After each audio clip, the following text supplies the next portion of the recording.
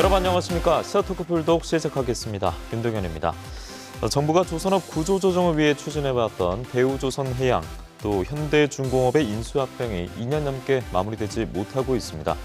해외 경쟁국에서 기업 결합 심사를 아직 다 받지 못한 산업은행과 현대중공업이 최근 매각 마무리 기간을 또 연장하면서 지역사회의 비난의 목소리도 빗발치고 있는 상황입니다. 대우조선해양의 매각에 대한 지역 여론과 우려되는 부분을 오늘 시사토크 불독에서 살펴보도록 하겠습니다.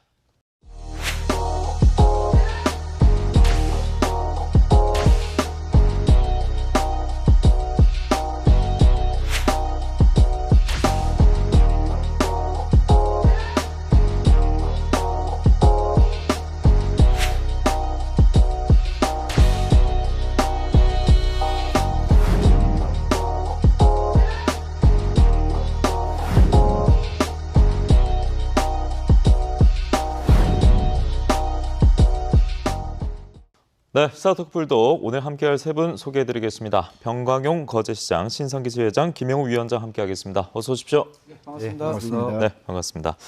오늘 저희와 함께 이야기 나눌 세 분은 대우조선해양 매각 반대 입장을 모두 가지고 계신 분들인데 본격적으로 이야기 나누기 앞서서 왜 매각에 반대하는지 이야기부터 듣고 시작하도록 하겠습니다. 병광용 시장님, 매각에 반대하는 이유 어떻게 됩니까? 저는 오늘 이 대우조선해양의 매각 불가에 대한 사불가론으로서 매각 반대에 대한 저의 입장을 좀 말씀드릴까 합니다. 우선 지금 매각 발표가 된 이후 한 2년이 넘게 지났습니다. 그래서 현 시점에서 보면은 이 인수합병 과정이 계속 이렇게 지연이 되면서 전체적으로 국익의 훼손이 상당히 커진다. 대우조선해양뿐만이 아니고 국익 훼손에 대한 여파가 커지고 있고 실제 대우조선해양은 지금 이 인수합병 매각 과정 와중에서 경영상에 상당한 애로를 받고 있습니다. 세계 수주 경쟁이라든지 그다음에 현장의 여러 가지 경영 활동, 조업 활동들이 인수합병 논란에 묻히면서 제 역할을, 제 기능을 못하고 하면서 대우조선해양뿐만 아니라 전체적으로 우리 한국 조선업의 전체적인 위상을 이렇게 약화시키는 이런 국익 훼손적인 측면이 크기 때문에 첫 번째 불가한 인수합병은 매각이 철회돼야 된다라는 말씀을 좀 드리고 싶고요. 그 다음에 근간에 보면은 조건부 인수합병 이런 얘기들이 나옵니다.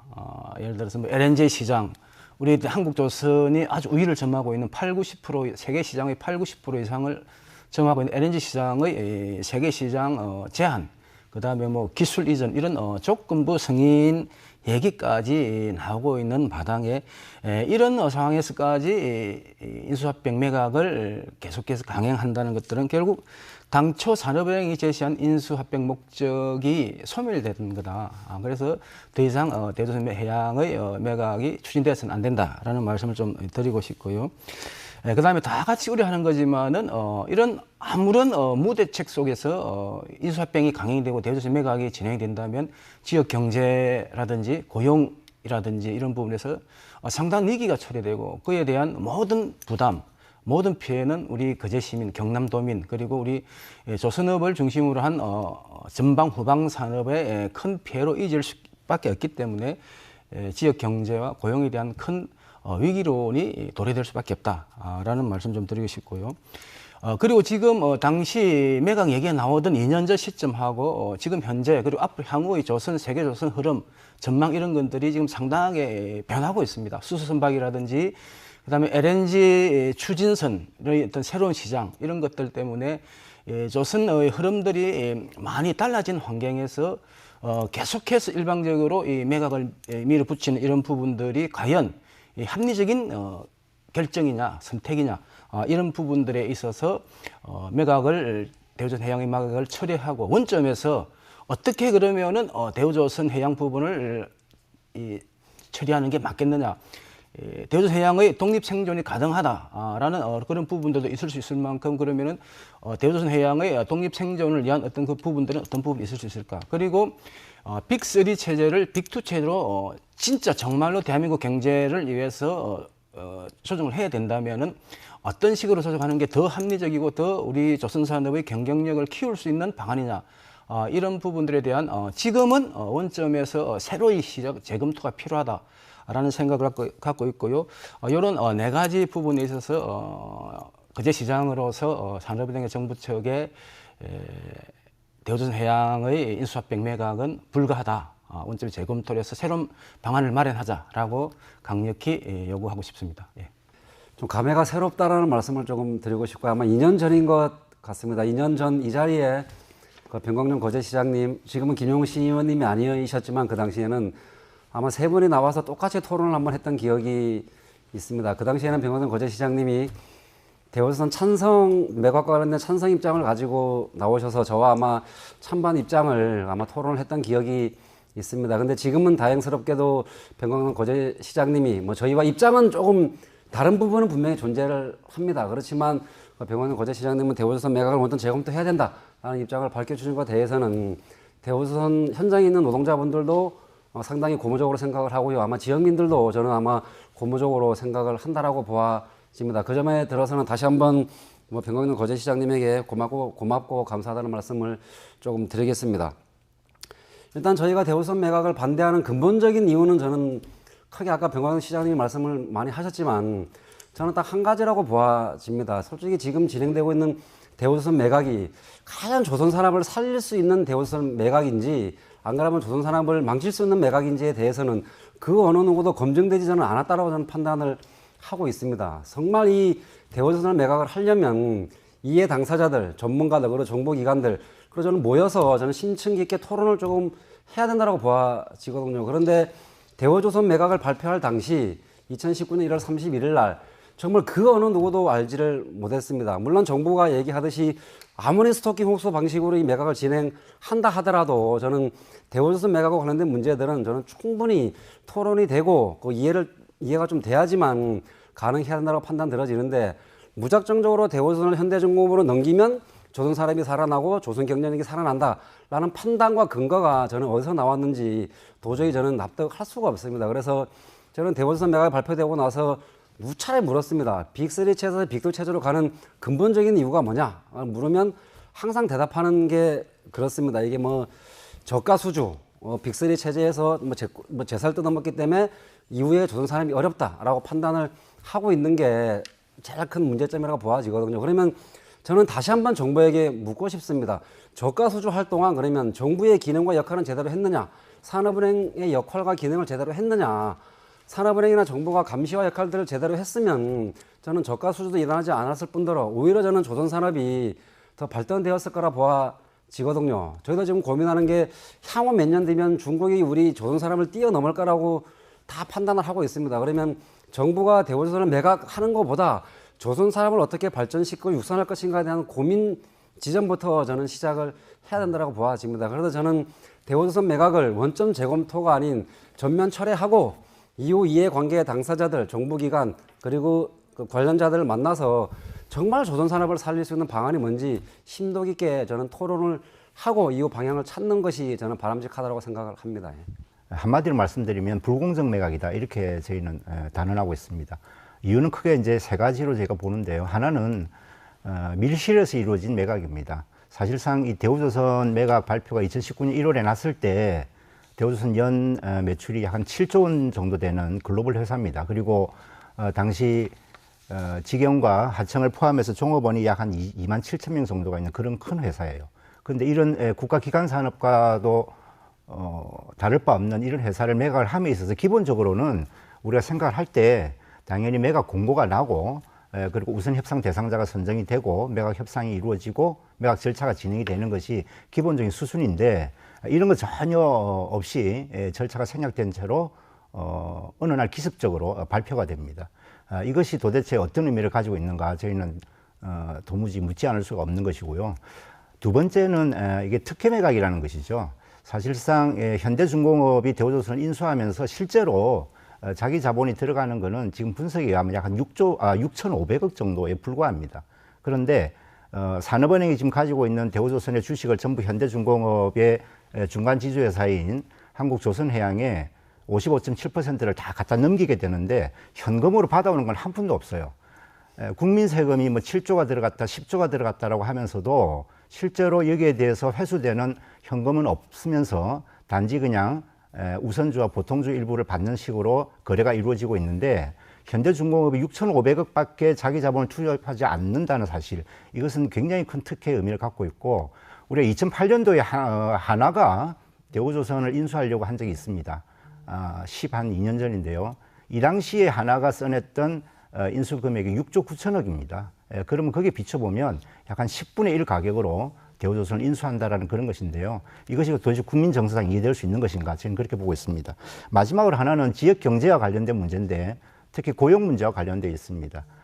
사실상 지금까지 어떠한 기업 간의, 특히 동종사 간의 기업 결합 그리고 인수합병이 이루어지고 나서 구조조정이 없었던 경우가 있었는가? 저는 이거 반드시 돌아봐야 된다고 생각합니다. 현대중공업의 매각이 되는 순간 대우조선의 인적 구조조정 또는 물적 구조조정은 필연적이라고밖에 볼 수 없는 것이고, 이랬을 때 지금 현재 거제 경제가 2016년 이후로 근 5년 동안 가장 극심한 침체기를 겪고 있는데 이 과정이 더욱더 악화될 수밖에 없는 것이다. 그런 점에서 저희는 우려하고 매각을 반대할 수밖에 없는 상황이다. 이렇게 말씀드리겠습니다. 네, 오늘 함께하는 세 분의 대우조선해양 매각 반대 이유부터 듣고 시작을 했는데요. 이 말씀에 힘을 실어줬습니다. 이 거제 시민들이 그렇게 길지 않은 기간에 10만 명 넘게 서명을 했다고 하는데, 이 거제 시민이 이제 24만 명 넘는다라고 생각하면, 또 24만 명 정도 된다라고 생각하면 엄청난 수치거든요. 어떻게 그때 서명이 진행이 됐습니까? 예, 우리가 이제 3월 22일 날 이제 그제 시청 앞에서 이제 기자회견을 하고, 그때 이제 우리 시장님도 참석을 하셨는데요. 그날로부터 해서 3주간 진행을 했습니다. 사실상 거제 시민이 24만 5천 명인데 주민등록상 인구가 10만 7천 명으로 제가 이제 들어서 알고 있습니다만, 예. 실제로 우리 그 이제 19세 미만 이제 학생들, 청소년들을 제외하거나 또는 70세 이상 고령자를 제외하면 약 한 17만 명 정도가 되는데요. 네네. 이 중에 한 60% 정도가 서명에 동참했다 이렇게 봐집니다. 근데 이게 뭐 몇 달 걸린 것도 아니고 불과 이제 3주간에 물론 온오프라인을 다 이제 병행하긴 했지만 이렇게 했다는 것 자체가 시민들의 그 열렬한 반대 의사를 저희는 확인한 것이다 이렇게 봐지고요. 무엇보다도 이 의의가 저는 굉장히 크다 이렇게 생각을 합니다. 그만큼 노동자뿐만 아니라 우리 거제 시민들이 보기에도 이 대우조선의 매각으로 인한 거제 경제의 문제가 대단히 심각하고 두려울 수밖에 없는 상황에 처해 있다. 이런 절박감의 저는 표시다 이렇게 받아들이고 있습니다. 네, 그렇다면 이 서명지를 제출해야 되지 않습니까? 예, 예. 어디로 제출해야 됩니까? 지금 현재는 이제 저희가 공정위에 일단은 이제 제출을 이제 하려고 하는 것이고요. 예. 지난주에 한 2주 전에 저희가 공정위를 방문하고 이걸 이제 전달을 할 그런 계획이 있었습니다. 근데 코로나가 거제 지역에서 급속도로 확산되면서 좀 연기가 된 상황이고요. 그다음에 이제 뭐 산업은행이나 그다음에 이제 그 정부 여당인 더불어민주당, 뭐 국민의힘 이런 쪽으로도 저희가 전달을 해서 우리 시민의 뜻을 좀 강력하게 전달하려고 그렇게 했던 것인데, 공정위 같은 경우는 아무래도 독과점 문제를 이제 살펴볼 수밖에 없기 때문에 실제로 우리 시민의 뜻뿐만 아니라 이 양자 간의 이 결합을 통해서 과연 우리 조선산업의 이 독과점이 어느 정도로 심화될 것인가 하는 부분을 살펴야 되는데, 아직까지도 지금 1년 한 6개월이 지나도록 전혀 거기에 대한 답이 지금 없는 상태고요. 그냥 그 받아놓은 심사 서류를 그냥 보관만 하고 있는 지금 그런 상태이기 때문에 굉장히 아쉽다고 생각을 합니다. 예. 그런 대목인지 대우조선해양 노동조합은 세종시에 있는 공정거래위원회 앞에서 무기한 천막농성 또 1인 시위를 시작했다고 들었습니다. 정말 공정거래위원회가 좀 명확하게 좀 봐야 될 것 같습니다. 저희가 공정거래위원회 대우조선 매각이 2년 동안 집행이 되면서 수도 없이 공정거래위원회에서 집회를 많이 했습니다. 공정거래 입장이 뭐냐 좀 얘기를 해달라고 했지만 아직까지 서로 심사 자체를 못하고 있는 상황입니다. 무슨 이유에서인지는 모르겠지만 서로 심사 자체를 하고 있지 못하고요. 지금 바뀐 조성호 공정거래위원장도 저는 마찬가지라고 생각을 합니다. 지금 유럽의 눈치를 보는 것인지 안 그러면 정부의 눈치를 보는 것인지 이렇다 저렇다 할 그 내용조차 파악을 전혀 하고 있지 못하는 것에 정말 경악을 금치 않을 수밖에 없었고요. 그렇기 때문에 저희가 공정거래위원회에 무기한 천막 농성을 진행하고 있는 이유라고 보시면 될 것 같습니다. 네. 그러니까 이 공정위가 기업 결합 심사를 최종 판단하는 기관인데 거기서 지금 묵묵부답이다 이런 말씀이신 거죠? 예, 그렇습니다. 예. 네네. 자, 그리고 이제 대우조선해양 매각 저희가 이야기하고 있는데 앞서 위원장님 말씀해 주신 대로 처음이 아니에요. 예, 10여 년 전에 있지 않았습니까? 예. 정확히 2008년에 첫 시도가 있었는데 이 당시에는 우선 협상 대상자로 하나 컨소시엄이 선정됐다가 뭐 글로벌 위기도 있었고 그리고 또 노조의 반대 속에 무산이 됐는데 그때부터 그리고 지금의 대우조선해양 매각 이 역사라고 할까요? 이제 과정에 대해서 한번 짚어주실까요? 예, 뭐 사실 이게 이제 지금 현재 산업은행이 최대 이제 주주로 자리를 잡게 된 역사는 한 20년 전까지 좀 거슬러 올라가는데요. 네네. 이게 이제 1998년도에 이제 당시 대우그룹이 유동성 위기를 이제 겪게 됩니다. 잘 아시는 대로. 그래서 이제 바로 다음 해인 1999년도에 그 대우중공업이죠. 이제 대우조선이 포함된 대우중공업이 워크아웃에 들어가게 돼요. 그리고 2년 뒤에 이제 대우조선이 중간에 분리가 되고 회사가 분리가 되면서 2년 뒤에 워크아웃을 졸업을 하게 되거든요. 이 당시에 산업은행이 가지고 있던 대우조선에 대한 지분율 약 한 41%를 현물로 출자하게 됩니다. 그러면서 이제 최대 주주로 이제 올라서게 되는 것이죠. 이때부터 사실상 산업은행이 대우조선의 어떻게 보면 이제 그 주주로서 최대 경영자로서 이제 그렇게 이제 자리를 찾게 되는 것인데요.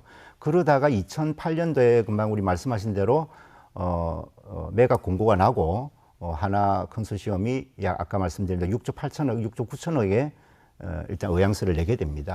그런데 이제 그 무산되고 난 뒤에 본격적으로 지금 현재 대우조선이 위기에 처하게 된 가장 근본적인 이유가 발생된 게 약 2015년 정도인데요.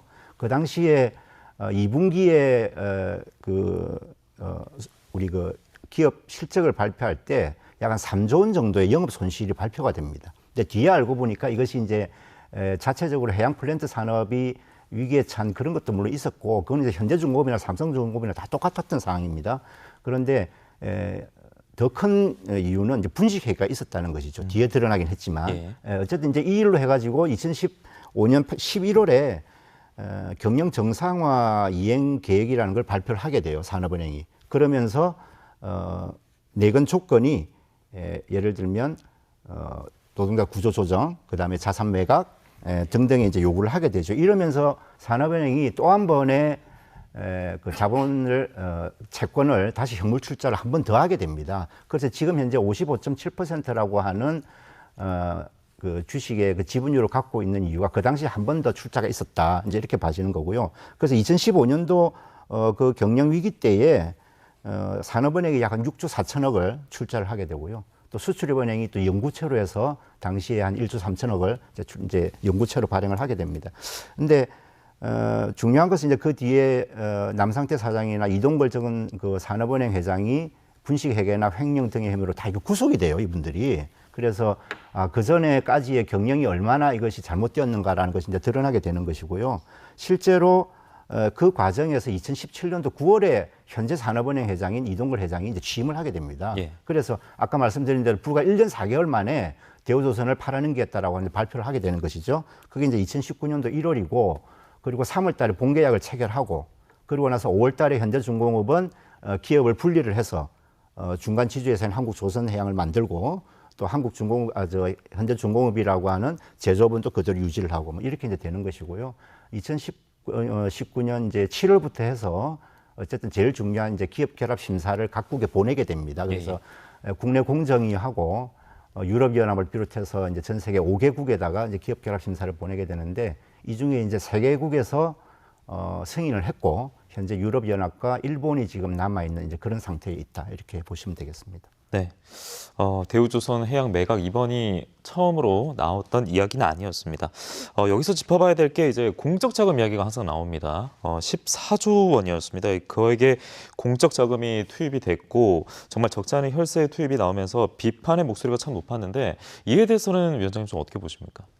그러니까 이제 사실 이제 공적 자금이라고 이제 14조이라고 뭐 일각에서는 7조다 또는 10조다 뭐 14조다 뭐 이런 말씀들을 많이 하시는데 어느 시점을 기준으로 할 것인가에 따라 조금씩 달라지는 것 같아요. 아까 말씀드린 2015년도 그 경영 위기 이후로 따져 보면은 제가 볼 때는 한 6조 5천억, 7조 정도가 맞는 것 같고요.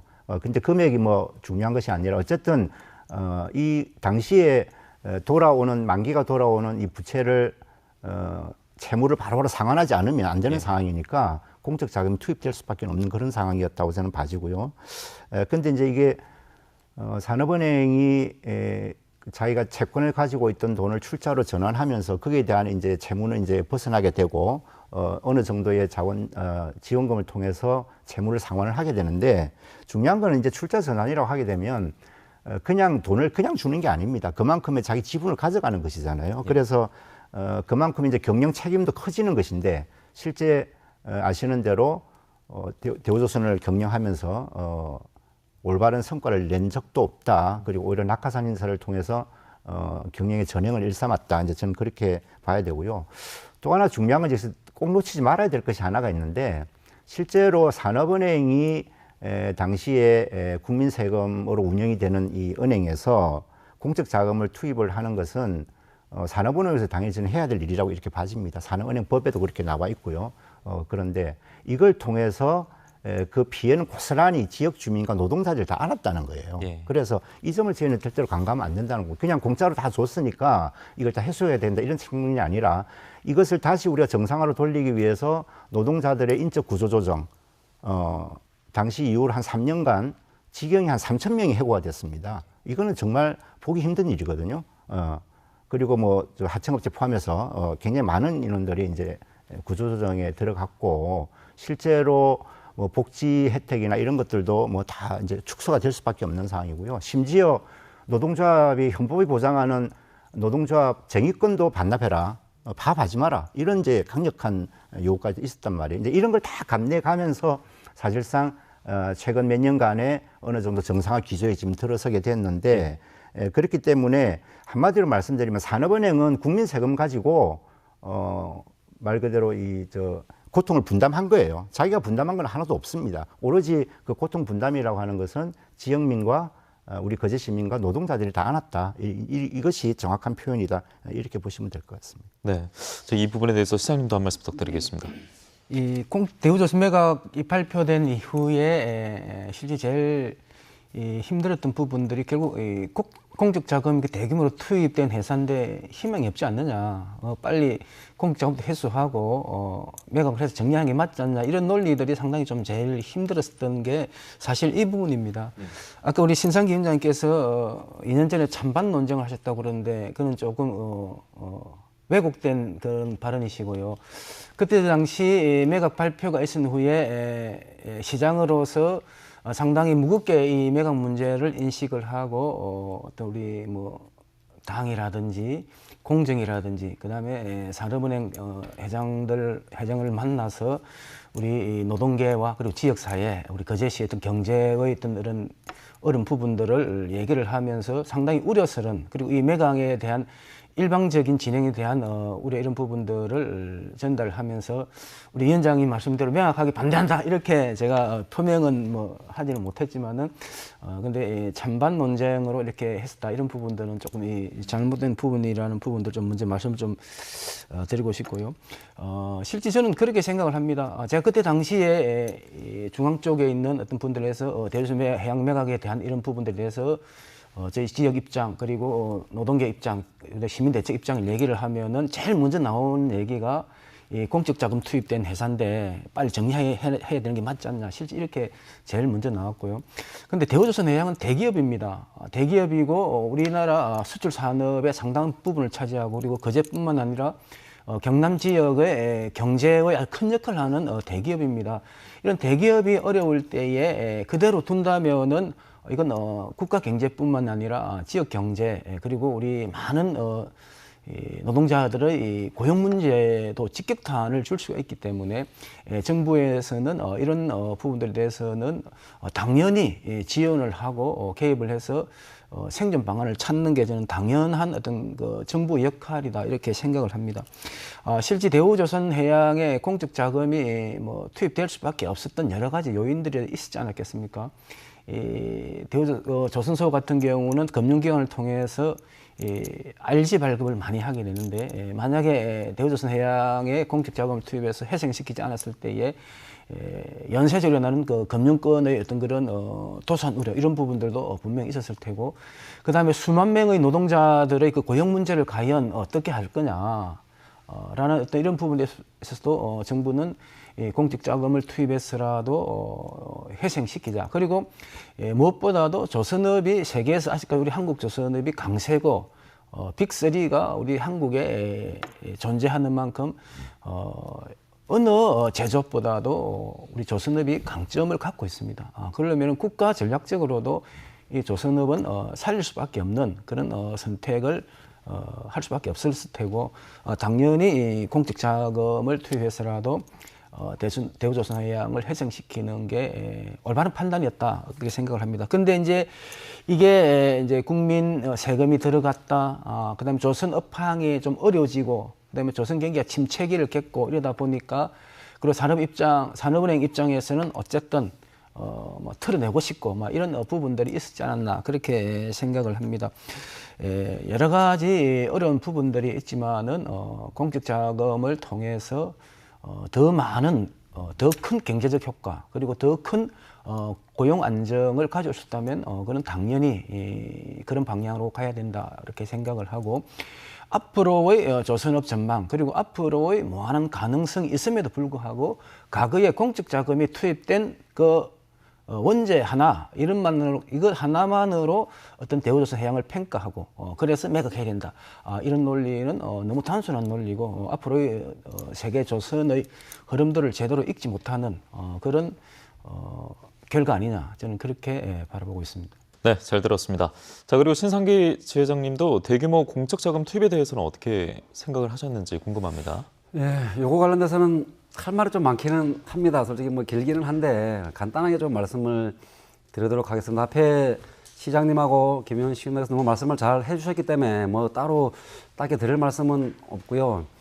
솔직히 공적 자금 투입된 건 부정하지는 않습니다. 그런데 저는 솔직히 말씀드리면 이것 때문에 저희 현장에 노동하시는 노동자들이 정말 욕을 많이 들어먹었던 당사자들이기도 합니다. 뭐 아시겠지만 물 먹는 하마니 뭐 좀비 기업이니 얼마나 더 세금을 투여해야 되냐라는 욕을 진짜 많이 들어먹었던 이해 당사자들이기도 합니다. 근데 결론적으로 따지고 보면 여기 14조 원이라고 되어 있지만 이 금액이 14조 원은 될지는 않을 것 같지만 10조 원 정도 가량 될 것으로 좀 판단되어지는데, 저는 만약에 이 당시에 정부가 공적 자금을 투입하지 않았으면 아마 대우조선뿐만 아니라 거제 지역 전체, 아마 조선산업 전체가 저는 몰락했을 것으로 판단되어집니다. 과거로 돌아가서 그때 박근혜 정부 땐 걸로 저희가 기억을 합니다. 박근혜 정부가 조선산업은 사양산업이니 조선산업은 접어야 된다라고 공표한 적이 있습니다. 그때 저희 대우조선뿐만 아니라 현종, 삼성, 그 뭐 중소조선소들 노동자들 다 모여서 그 청와대로 한번 가서 조선산업은 사양산업이 아니다, 조선산업은 국가 기관 산업이고 정부가 적극적으로 지원하고 보호해야 될 정책이다 라고 정말 주구장창 외쳤던 기억이 생생합니다. 그 당시에. 그리고 정말 청와대 앞에서 노송농송했던 기억까지 저희가 있습니다. 물론 공적 자금은 투여된 만큼 회수하는 게 저는 맞다라고 보아지거든요. 근데 저희는 대우선은 지금까지 공적 자금 투여된 만큼 꾸준히 저희 현장의 노동자들의 정말 피와 땀을 놓는 결과로 공적 자금을 꾸준하게 회수를 했다라고 보아집니다. 물론 그 과정에서 아까도 말씀하셨지만 전임 사장들 고재호, 남상태 이 두 사장들의 그 분식 해결로 인해서 대우조선이 완전 밑바닥까지 추락을 했던 결과를 분명히 초래했던 거 저희 정말 뼈저리게 느끼고 있거든요. 근데 이게 노동자들의 잘못이냐? 저는 그렇지 않다라고 보아집니다. 전임 경영진들의 잘못이고 산업은행의 저는 잘못이라고 보아집니다. 산업은행이 그 당시에 정말 대우조선을 정확하게 그 관리 감독하고 그 이사들이 정말 낙하산 이사들이었던 거거든요. 저희는 이사를 내려왔을 때 반대했던 장본인들이기도 합니다. 노동자들이 안 된다. 정부 낙하산 인사로 내려온 인사들은 대우조선을 투명하지 못할 뿐만 아니라 대우조선을 병들게 한다라고 꾸준하게 입장을 냈던 사람들입니다. 현장 노동자들이. 그런데도 불구하고 정부와 산업은행은 낙하산 인사를 내려보냄으로 인해서 제대로 된 관리 감독을 못했던 결과라고 보아집니다. 그래서 저는 공적 자금 투입된 거는 부정하지는 않겠지만 적어도 무엇 때문에 공적 자금이 투여가 됐는지, 그리고 공적 자금 회수가 지금 어떻게 되고 있는지는 명확하게 좀 들여다봐야 된다고 생각을 합니다. 그래서 아까도 말씀하셨지만 무조건 공적 자금 투여된다고 해서 이걸 매각해야 된다라는 정부의 입장은 저는 맞지 않다라고 보아 집니다. 자, 그렇다면 그 가운데에서 지금 대우조선해양 뭐 매각 발표도 이제 2년 전에 나왔었고 현재 이제 노동자 입장에서 보시기에도 현장에서 보시기에도 대우조선해양이 어떤 상태인지 궁금해요. 그러니까 독자 생존이 진짜 어려운 상황인지 좀 어떻습니까? 뭐 그거와 관련돼서는 질문을 상당히 많이 받습니다. 우리 대우조선이 옛날에 부채가 1000%까지 진짜 어마어마하게 올라갔을 정도가 있었거든요. 이게 말하자면 개인으로 말하자면 거의 신용불량 상태였던 거죠. 말씀을 드리면. 예. 근데 지금은 이제 부채 비율도 거의 한 100 몇십 %대로 낮춰졌습니다. 이게 뭐를 말하냐면 그동안 뭐 수주부터 해서 경영 정상화부터 시작해서 쭉 투명하게 경영을 해온 결과라고 보아지고요.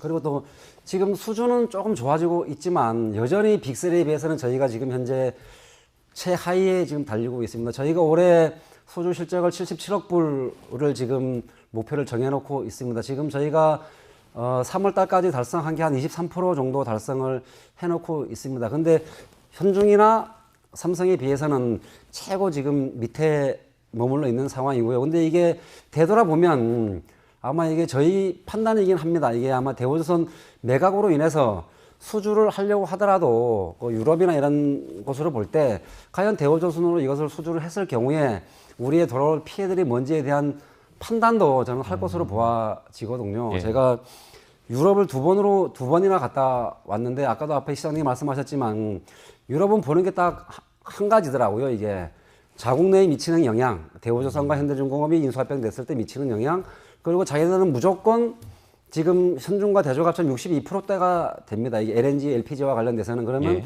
이걸 어떻게 낮추느냐에 대한 관건을 중점적으로 보겠다라는 입장을 제가 2번 유럽에 갔다 왔을 때 확인을 했던 상황입니다. 그래서 저희는 지금 빅3 체제로 가더라도 현 체제로 가더라도 저는 대우조선은 독자 경영이 가능하다라고 판단되어집니다. 왜 그러냐면 지금 재무 상태도 건전해져 있고 채무 상태가 1000%에 있던 거를 지금 거의 100%대로 낮춰놨기 때문에 지금 저는 독자 생존은 가능하다라고 판단되어집니다.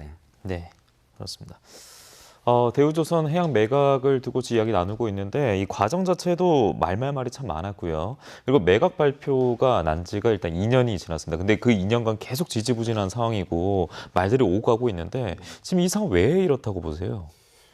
사실상 이제 그 2019년도 3월달 이제 본계약 이제 그 산업은행과 현대중공업이 본계약 체결하고 당시에 호언 장담했던 게 1년 안에 2019년도 안에 매각을 절차를 마무리하겠다였거든요. 예. 근데 이제 여기서 드러난 이제 문제점이 이제 예기치 않았던 문제점이 몇 가지가 발생을 하는데 제일 중요한 건 이제 해외에서의 그 기업 결합 심사가 계속 늦어지고 있다라고 하는 것입니다. 사실상 국내에서의 준비는 제가 볼 땐 다 끝났다고 봐요. 현대중공업 입장에서는 일단 현대중공업을 분리해서 중간 지주에서 만들었고 물적 분할을 완성을 했고 그 다음에 이미 뭐 계약서 상에는 다 주식을 다 현물로 받기로 했기 때문에 문제가 없습니다. 다만 해외에서의 이런 기업 결합 심사 계속 늦어지고 있는데 지금 남아있는 일본과 유럽연합을 봤을 때 유럽연합이 가장 큰 관건이다 이렇게 봐지는 건데요. 유럽연합이 2019년도 12월부터 이제 심사에 들어갔습니다. 들어갔는데 이게 이제 코로나19가 있기 때문에 뭐 면접이나 현장 실사 이런 게 좀 어려운 측면도 있긴 하지만 더 중요한 것은 이게 지금 3차례 계속 연기가 되었는데요. 더 중요한 것은 유럽연합 집행위원회 쪽에서는 독과점 문제를 굉장히 심각하게 보고 있다고 하는 것입니다. 그래서 그만 우리 신상희 지회장님 말씀처럼 현대하고 대우가 합쳤을 때 전 세계의 LNG 운반선, 그다음에 컨테이너선에서는 60%를 초과합니다. 이 정도 큰 규모의 회사가 만들어지는 것을 과연 동의할 수 있을 것인가의 문제가 남아있기 때문에 거기에 대한 아직 판단을 정확히 못하고 있다. 저는 이렇게 봐지고요. 그래서 유럽연합 쪽에서 제가 볼 때는 늦어도 뭐 상반기 안에는 심사 결과를 내겠다 이렇게 하는 거니까 아마 올해 상반기 안에는 어떤 식으로든 결론이 날 것 같고요. 더 중요한 거는 이제 이게 계속 늦어지다 보니까 산업은행 쪽에서도 조바심이 날 수밖에 없죠. 그러다 보니까 작년 10월 달에 조건부 승인도 받아들이겠다 우리가. 예를 들면 수주율을 낮추든지 또는 회사를 좀 일부 정리를 하든지 또는 기술을 이전하든지 등등의 조건을 걸린다 하더라도 우리가 받아들일 용의가 있다. 이런 식의 굉장히 좀 납득하기 어려운 이런 발언까지도 이제 하게 되는 상황이 또 나오게 되는 것입니다. 그래서 제가 보기에는 유럽연합의 발표가 나오면 아마 국내 공정에도 거의 따라서 할 것 같고요. 일본도 거기에 영향을 받아서 아마 곧 발표를 하지 않을까 이렇게 예상을 하고 있습니다. 네. 예, 제가 추가로 우리 좀 더 말씀을 좀 드리고 싶자면은 이게 우리 위원장님이나 우리 의원님께서 말씀하신 것처럼 이게 자꾸 이렇게 지연이 되고 연기가 되고 이제 하는 과정에서 결국은 대우조선해양 그다음에 크게는 우리 한국조선업의 피해가 커질 수밖에 없다. 이제 이런 우려가 되고 제가 처음에 말했던 인수합병이 불가하고 현재 상황에서 더 이상의 대우조선 매각 추진은 불가하다라고 밝힌 4대 불가론 중에 하나가 실기하고 지연되면서 국익까지 훼손 우려가 크다. 실제 아까도 제가 말씀드렸지만 이런 인수합병 과정에서 대우조선해양 같은 경우는 보이지 않게 많은 이런 어려움들을 겪고 있습니다. 아마 산업은행도 그걸 알 수가 있을 거라고 봅니다. 그러면 결국 그게 누가 손해냐? 대우조선해양도 문제고 대우조선해양 우리 종사자 거제시도 문제지만 결국은 우리 한국조선업 전체의 피해일 수도 있다. 그래서 지금 시점에서는 우리 정부나 산업은행에서도 과감한 결단을 해야 된다. 그런 생각을 하고 있습니다. 네. 그러니까 정부의 입장이 이번 매각이 조선업 경쟁력 확보를 위해서라고 하는데 이게 뭐 맞는 말이냐 이 두 분도 하실 말씀이 있을 것 같아요. 좀 어떻게 생각하십니까? 먼저 지 회장님 말씀해 주시겠습니까? 예, 뭐 이게 저는 어떤 근거에서 저는 나왔는지 이해가 되지를 네, 계속 말씀하시죠. 않습니다. 네. 이게 왜 조선 경쟁력 확보 차원이라고 말씀하시는지 저는 그 정부나 산업은행이 저는 도저히 이해가 되지는 않거든요. 그래서 저희가 아까도 말씀을 드렸듯이 정말 조선업 경쟁력 차원이라고 하면 이런 식으로 저는 대우조선 매각은 추진해서는 안 된다고 보아집니다. 좀 더 투명하게 그러면 대우조선 매각과 관련된 문제를 벗어나서 그러면 지금 대우조선 매각뿐만 아니라 지금 중소조선사님 다 죽어 나자빠지고 있는 상황이라는 거죠. 그러면 이게 과연 조선 산업을 살릴 수 있는 정책이냐? 그럼 빅도 체제로 가고 중소조선은 다 죽어도 상관이 없는 정책이냐? 저는 이건 아니라 보거든요. 그러면 저는 대우조선뿐만 아니라 빅3뿐만 아니라 그러면 중소조선을 살릴 수 있는 대안이 뭐냐? 나 이런 것들은 논의가 되어져야 된다라고 보아집니다. 그래야지만 그 시민들이나 그리고 일하는 노동자들이나 충분히 공감대를 형성할 수 있다라고 저는 보아지거든요. 그래서 저는 대우조선 매각이 저는 이게 그 조선업 경쟁력 확보 차원에서 매각을 한다라고 보지는 않고요. 저는 대우조선 매각이 철저하게 정치적으로 의해 오로지 공적 자금 회수에만 현안이 되어 있는 저는 졸속적인 매각으로 규정할 수밖에 없다라고 말씀을 좀 드리고 싶습니다. 네. 일종의 이제 공급이 지금 과잉되어 있다. 이제 이런 논리입니다. 그렇기 때문에 공급이 지금 우리 대한민국이 가지고 있는 조선업의 공급이 너무 많기 때문에 이걸 어느 정도 구조조정을 통해서 세계 시장에 맞서야 된다. 지금 이런 논리거든요. 근데 사실상 이제 산업은행의 그 산하에 있는 그 미래전략연구소에서 발표한 자료에 보면 우리나라의 연간 조선 그 적정 생산 능력이라 그러죠. 이것이 약 한 1000만 CGT라 그럽니다. 1000만에서 1200만 CGT인데 이 숫자는 지금 현재 우리 대형 3대 조선소가 전 세계에서 수주를 해서 연간 생산하는 분량하고 거의 맞먹어요. 그 말은 무슨 말이냐면 우리나라 조선 지금 생산 능력이 전 세계에서 수주를 해가지고 매년 생산하는 능력과 큰 차이가 없다라는 것입니다. 근데 우리가 지나치게 생산 설비가 지금 과잉되어 있다? 이런 논리 자체가 성립이 되지 않는 것이죠. 그래서 저는 그 점을 좀 분명히 말씀을 좀 꼭 드려야 될 것 같고요.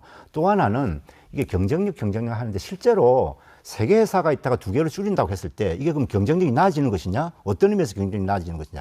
제가 볼 때는 현대중공업에서 배값을 조금 더 올려받는 거 말고는 경쟁력은 저는 없다고 봤습니다. 오히려 지금 우리가 그 과거에 얼마 전에 있었던 그 한국형 구축함 KDDX 건이나 또는 LNG 연료 추진선이나 이런 걸 놓고 보면 대우조선 해양이 월등히 앞선 기술력을 갖고 있어요.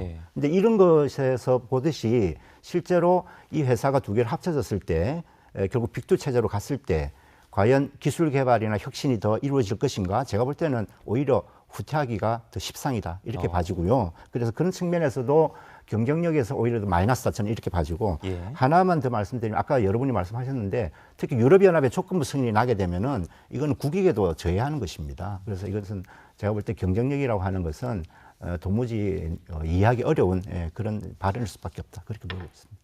방금 그러면 그 김용훈 의원님께서도 말씀하셨다시피 국내에서는 그럼 빅3를 빅2로 이렇게 구조조정을 하면서 유럽연합에서 제기하고 있는 조건부 승인, LNG 시장의 축소, 제한 이런 부분들을 받아들이는 조건부 이제 승인으로 만약에 가게 된다면은 국내는 빅2로 줄여놓고 오히려 이 빅2 조정을 통해서 세계 시장을 더 크게 하는, 파이를 더 크게 하는 쪽이 아닌 오히려 세계 시장에서의 파이를 줄이는 쪽으로 이게 진행이 되는 이런 부분들이라면은 그게 과연 경쟁력 강화와 어떤 부합이 될 수 있는지 이런 의문점들을 좀 제기하고 싶고요.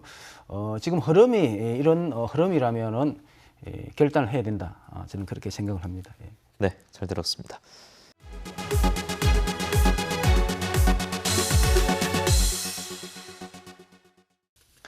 네, 이번 대우조선해양 매각 이 반대 입장을 쭉 들어보고 있는데 가장 큰 문제는 고용 문제가 아닐까 싶습니다, 지사장님. 아무래도 노동자들의 생존권이 위협을 받게 되지 않겠습니까? 저희가 3월 7일 본계약 합의서를 제가 한번 본 적이 있습니다. 그때 합의서를 보면 고용은 책임진다라고 되어 있습니다. 근데 단서 조건이 있더라고요. 이게 조선 경기가 나빠질 경우에는 책임지지 않는다라는 조항이 있습니다. 그럼 이게 반대로 예를 들면 네. 이게 조선 경기가 100년, 200년 호황일 수는 없지 않겠습니까? 지금 조선 경기가 작년에 떨어졌다가 지금 올라오는 상황인데 지금 정부가 그 어느 기업에 해고해라, 해고하지 마라 이렇게 적극적으로 개입할 수 있는 조건들을 만들어지고 있지 못하지 않습니까? 지금 우리 구조상. 그러면 아무리 그 현대중공업이나 산업은행이 고용보장을 확인한다라고 하더라도 조선 경기가 떨어졌을 경우에 또다시 그 모든 고통은 우리 노동자들이 질 수밖에 없는 조건에 직면해 있다라는 것입니다. 제가 볼 때는 현대중공업과의 합병으로 가장 큰 문제는 이 고용 문제라고 봤을 때 현대중공업으로 물량이 이전된다는 것입니다. 그러니까 왜냐하면 대우조선의 독립 경영이 보장되지 않을 것이기 때문에 네. 결국은 수주를 했을 때 이 물량이 어느 쪽으로 줄 것인가의 문제가 발생할 수밖에 없는 것이죠. 그러면 울산 동구에 있는 현대중공업을 제쳐두고 대우조선으로 물량을 몰아준다, 또는 대우조선이 지금까지 수주하던 만큼의 그 비율의 물량을 주겠다, 이거는 우리가 알 수 없는 것입니다. 그래서 결국 이렇게 되었을 때 가장 큰 문제가 고용 문제로 귀결되는 것이고, 그렇게 되었을 때 물량의 축소는 곧 노동자들의 고용의 불안으로 이어질 수밖에 없는 것이죠. 예. 특히나 이제 협력업체는 그런 점에서 더 좀 취약하다고 봐지고, 특히나 이 거제뿐만 아니라 경남의 전체를 놓고 봤을 때 대우조선에 가진 회사의 특성은 많은 기자재 업체가 경남의 산재에 있습니다. 잘 아시는 대로 창원의 HSD의 중공업 같은 경우에 대우조선의 그 조선소에 그 엔진을 납품하지 않습니까? 근데 중공업이 현대가 통합이 되었을 때 현대가 그렇게 할 이유는 전혀 없는 거예요. 왜? 자회사가 있기 때문에. 네. 그러니까 이런 여파를 놓고 보면 실제로 이것이 지역에 미치는 경우는 거제를 훨씬 넘어선다. 이제 이렇게 보시는 것이 타당할 것 같습니다. 네, 시장님도 고용 문제 또 지역 경제에 대한 우려까지 말씀해 주십시오. 네, 저는 항상 그런 생각들을 하게 됩니다. 이 25만 시장의 자리라는 거는 시민들의 삶에 대한 무한 책임이다. 그리고 특히 우리 거제시는 조선업 중심으로 도시가 성장해왔고, 그리고 조선업 양대 조선소 현장 노동자뿐만 아니고 가족 이렇게 하면은 조선업은 우리 거제시에서 아주 절대적인 먹거리 산업이다. 이 조선업을 중심으로 해서 종사하시는 노동자들의 일자리 고용 문제는 결국 지역 경제 전체의 문제와 바로 직결되기 때문에 취임 이후 한시라도 우리 노동자들의 고용 문제, 일자리 문제의 이 불안 부분들을 어떻게 해결해 갈 거냐 지속적으로 고민하고 시책도 개발해내고 했던 그런 과정이었습니다. 실제 우리 우려하고 있는 바처럼 인수합병이 이런 식으로 일방적으로 일사천리로 많이 진행되었을 때에 지역 경제에 미치는 영향 중에서 고용 불안, 고용 일자리 이탈, 협력사들의 생태계 파괴 이런 부분들은 가장 우려스러운 부분들이다.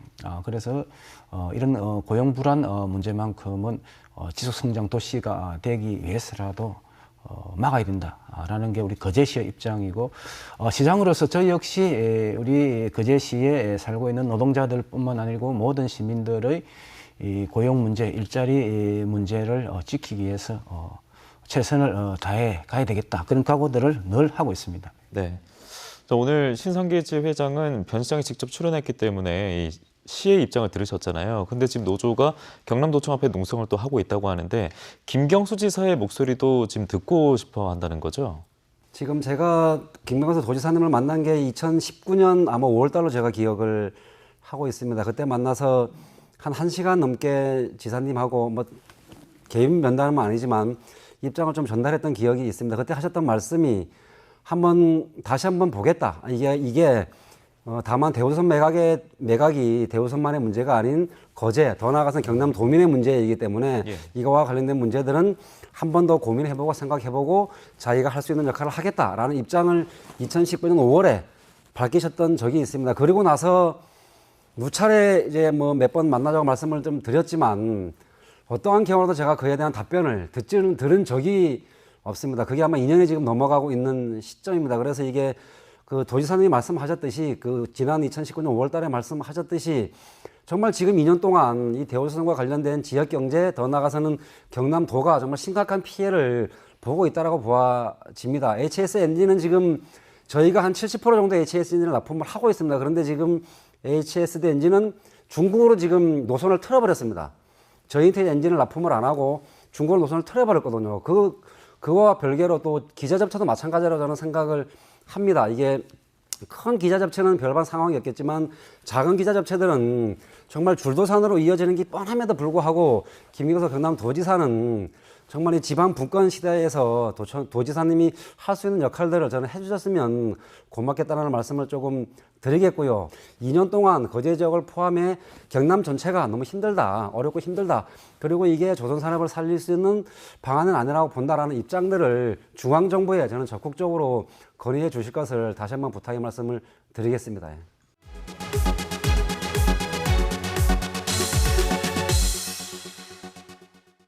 자, 이제 마무리 말씀 듣는 시간으로 넘어가겠습니다. 앞으로 뭐 어떤 과정이 남아 있는지 또 대우조선해양 매각을 두고 추후 또 어떤 우려들이 발생할지 또 궁금증이 생기는데 먼저 신성기 지회장님 앞으로 어떤 절차가 남아 있고 또 어떻게 예상하시는지 끝으로 한 말씀 듣고 싶습니다.